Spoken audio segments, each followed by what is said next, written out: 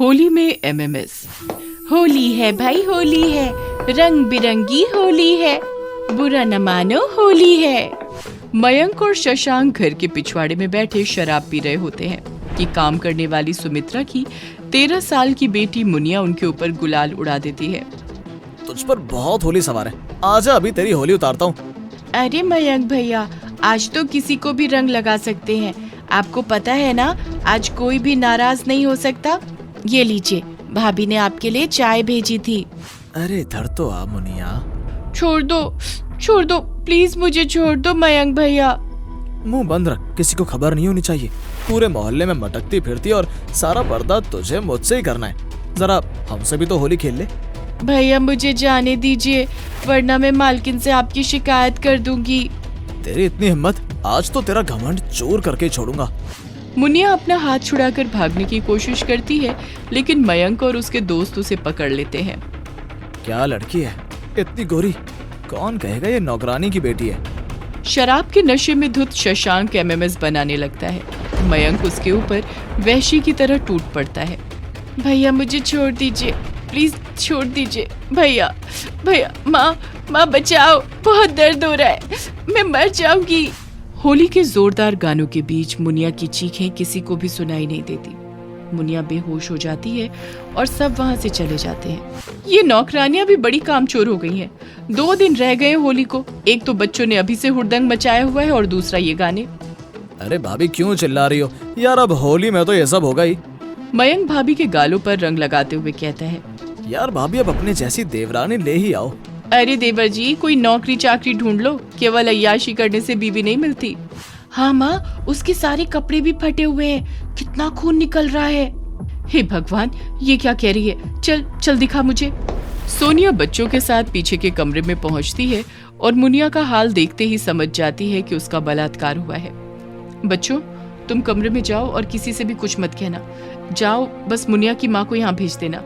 मुनिया, ए मुनिया, ये क्या हुआ बेटा, तू चिंता मत कर, मैं हूं ना, सब ठीक हो जाएगा। सोनिया वहीं रखे पानी के ग्लास को उठाकर मुनिया के मुंह पर छींटे मारती है। मुनिया होश में आती है और दर्द से तड़पते हुए कहती है, भाभी, भैया। कहते ही बेहोश हो जाती है। तभी उसकी माँ आ जाती है और मुनिया का हाल देखकर चिल्लाने लगती है, हे राम भाभी, गरीब की कोनो इज्जत नहीं, देखो मेरी बेटी का क्या हाल है, अभी मिन्नी के बराबर ही तो है, कितना खून बह रहा है। इसे लेकर अस्पताल चलते हैं, पर देख किसी को खबर ना हो। रुक, मयंक को बुलाती हूँ, वो सबकी मदद करता है, वरना त्योहार के समय कौन सुनेगा हमारी बात। मयंक, जरा इधर तो आना। हे भगवान, कहीं भाभी को सब पता तो नहीं चल गया। भाभी तो वकील है और सोशल वर्कर भी, मुझे नहीं छोड़ेंगी। मयंक वहाँ जाता है और देखता है कि मुनिया बेहोश पड़ी है। पूरी तरह अनजान बनने की एक्टिंग करते हुए वो मुनिया को लेकर अस्पताल जाता है। ओह माय गॉड, इस लड़की के साथ दरिंदों जैसा व्यवहार किया गया है। क्या उम्र है इसकी? अरे डॉक्टर साहब, अभी 13 की हुई है, 2 दिन पहले इसकी मंगनी की है, किसी को पता चल गया तो हम तो बर्बाद हो जाएंगे।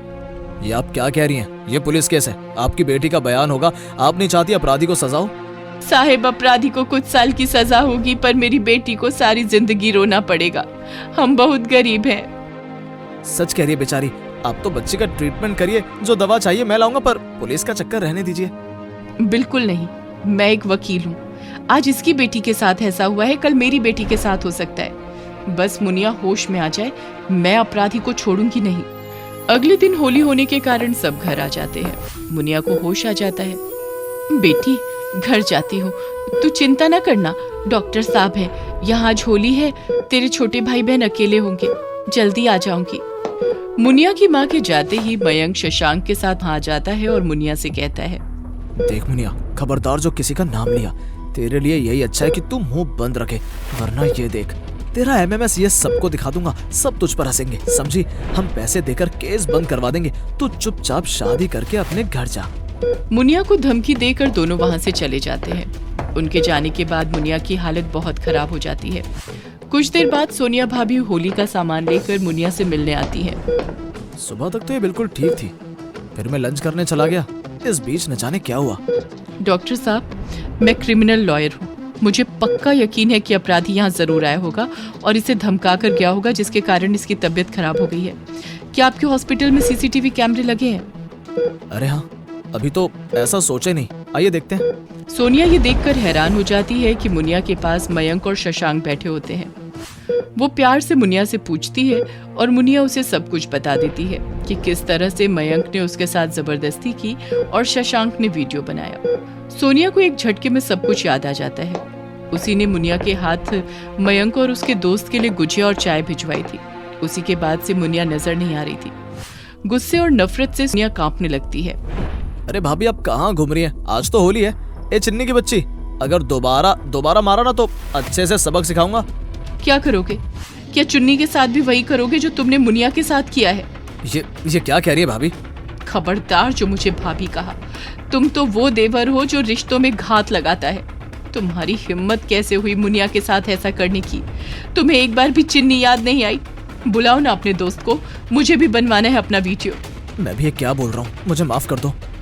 नहीं, बुलाओ उसे। मैं चाहती हूँ वो मेरा भी वीडियो बनाए, चिन्नी का भी बनाए, अम्मा जी का बनाए, दीदी का बनाए। होली पर यही सही, तुम्हें औरत का शरीर ही तो चाहिए ना। हम सब भी तो औरतें ही हैं। प्लीज भाभी, मुझे जान से मार दो, जहर दे दो, पुलिस के हवाले कर दो, पर इतना नीचे मत गिराओ। अगर तुम्हारे मन में सच्चा प्रायश्चित है तो अपने आप को खुद पुलिस के हवाले कर दो मयंक। जेल से सजा काट कर वापस सोना बनकर आओ, वरना इस घर के दरवाजे तुम्हारे लिए बंद हो गए। मयंक अपने कर्मों पर पछताता हुआ रोता हुआ पुलिस स्टेशन जाता है और अपने आप को पुलिस के हवाले कर देता है। पुलिस शशांक को पकड़कर उसका फोन जब्त कर लेती है। मुनिया की माँ, अब तो खुश हो? दीदी, सब बर्बाद हो गया। मुनिया के मंगेतर ने शादी से इनकार कर दिया है। बात इतनी फैल गई है कि अब मेरी बेटी से शादी कौन करेगा? ऐसा कुछ नहीं होगा। मेरे होते हुए तेरी बेटी के साथ सिर्फ इंसाफ होगा।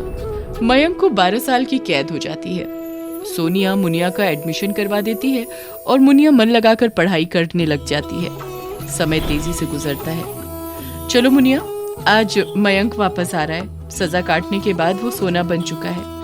नहीं भाभी, प्लीज, मैं नहीं जाऊंगी। तुम्हें चलना होगा मुनिया।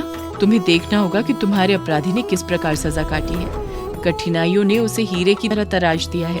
सब मयंक को लेने जाते हैं। मयंक वक्त के साथ बहुत गंभीर हो चुका होता है। भाभी, मुनिया कैसी है? मैंने जेल में रोज अपने आंसुओं से अपने अपराध को धोने की कोशिश की है, पर लगता है मुनिया के पैर पकड़कर माफी मांगने के बाद ही शांति मिलेगी। ये रही मुनिया, लो मांग लो माफी। मयंक की आंखों से मुनिया को देखकर आंसू बहने लगते हैं। आज से मुनिया ही तुम्हारी हमसफर है। इसे अपना लो, यही सच्चा प्रायश्चित होगा। मयंक हाथ बढ़ाता है। मुनिया आगे बढ़कर मयंक का हाथ थाम लेती है। दोनों का विवाह हो जाता है और सभी खुशी खुशी रहने लगते हैं।